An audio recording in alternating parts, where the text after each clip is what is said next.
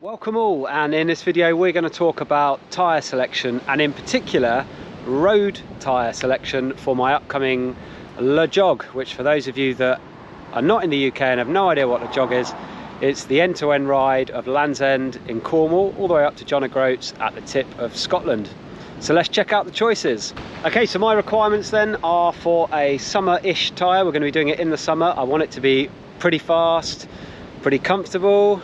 Things I'm not so worried about is out and out puncture protection, robustness and reliability. So happy to sacrifice a little bit there, but I want probably that 32 to 35 mil width is the key sort of width for me anyway.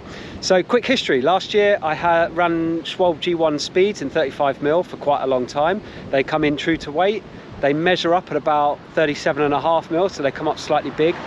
By the way, all the tyres I talk about today, I've mounted on these Hunt Gravel 4-season wheels, so with a 20 mil inner width, so all the reference throughout this video will be to that wheel set, okay? Really nice tyre, the Schwalbes, not the most supple. That's one area where they let themselves down. If you drop the pressure to make them supple, they really slow down. But if you keep the pressure in them, they're a rapid tyre. No problems with those, but they were getting quite old, so I decided to change them over the winter. I went for some Terra Ramparts.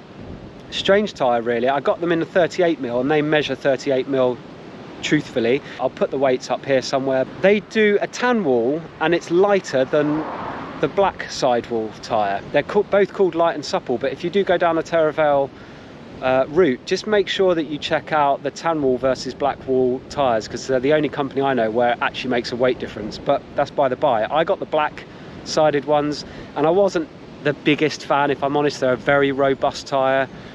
Even in the light and supple, they weren't particularly light and they definitely weren't supple, and I just didn't feel they were very fast. So I actually went back to the 35 mil G1s before really they life X'd on me. February time this year, I thought let's start looking at what I'm going to want to run for LEJOG. So I got some 32 mil GP5000s from Continental, an out and out road tyre. On these wheels they came up just shy of 32 mil actually, at 31.8 mil. They come in true to weight, which is relatively heavy for a 32 mil tyre, but actually I think they're going to wear quite well and be quite reliable. They're supple enough actually, I found, certainly the tubeless variant I was running, and really fast. You really notice it. If you go to Bicycle Rolling Resistance, I think it is, on the internet, where he rates all the tyres on a steel drum rolling resistance wise, they are rapid. I think they produce about 8 or 9 watts, which obviously that's per tyre as well, you know, in rolling resistance. Compared to what I've now put on, which is the Panaracer Gravelking Slick in 35 mil. And this was because the GP5000s, I put them on, I was like, that's the tyre for me, they'll do for LEJOG. But I just got this slight nag that, well, what if there's something slightly bigger that's a touch more comfortable and basically just as fast? So I've stuck these on.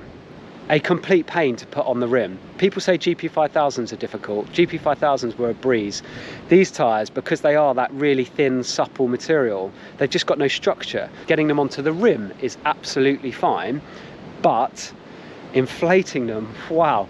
I went through all sorts of different procedures, and the only one really that worked for me in the end was putting an inner tube in, inflating that, getting the rim bead set, and then breaking one side of that bead, taking the inner tube out and then inflating with the shock pump, and that worked, and they've stayed up since then, thankfully. I've gone with the tan wall in this. These measure up at 37 mil, so they are coming out slightly bigger, and actually if you compare them to GP5000s, then we're talking 5 mil of difference, but they're lighter than the GP5000. Tread wise though, quite different story. They've got this narrow file tread down the center and then the chevrons down the side. And that is a touch draggier. Again, if you go to Bicycle Rolling Resistance, he rates these at, I think they were about 20 watts. Possibly that was the 38 mil as well. But we're talking potentially 12 watts difference per tyre. Am I going to notice that? I think I can slightly, but it's barely perceptible. And I have to say the increased comfort these give me over the GP5000s, which were not an uncomfortable tyre, but these are like riding on clouds. They're absolutely stunning. Far better than the Teravails and the Schwalbes that I ran last year.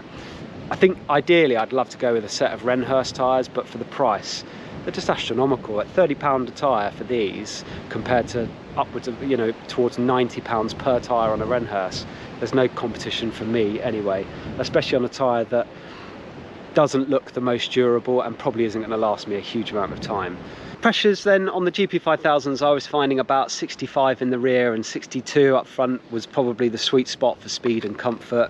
On these it's sub 60, we're down in the sort of mid 50s, and they actually still feel quite firm, but I think because the sidewalls are so supple, you probably actually can't run these quite as low and still maintain that speed, because they would start squirming a lot more, I think, than the GP5000s. I still don't know what I'm going to run for LEJOG, is the bottom line. I'm pretty sure it's these tyres. I'm going with a group, you know, we're going to be stopping, we're going to be riding in a group. I'm not going to notice the extra few watts in the tyres, but I will notice probably the comfort, especially over, you know, 10 days of riding or whatever it's going to be. I do think these look better. Put aside your opinions of tan walls. I'm not talking whether you prefer the tan wall look or not. I'm more just saying, in a gravel bike of this size with this much clearance, a 32mm tyre can look a little bit lost, whereas this measuring 37mm Panaracer just fills the bike's space a bit more, if that makes sense, and aesthetically I think it is a more pleasing combo. Let me know in the comments what you ride, what you find good. If you're in that 35mm road fat tyre place like I am, then let me know what you use, what works really well for you, both, well, on road really, because I'm not taking these off road. You might get away with that in America, you're not going to get away with it on British gravel, I don't think, on these tyres. And let me know what you think about the look of the bike now with the tan wall tyres, be honest. Okay guys, catch you in the next one, thanks for tuning in.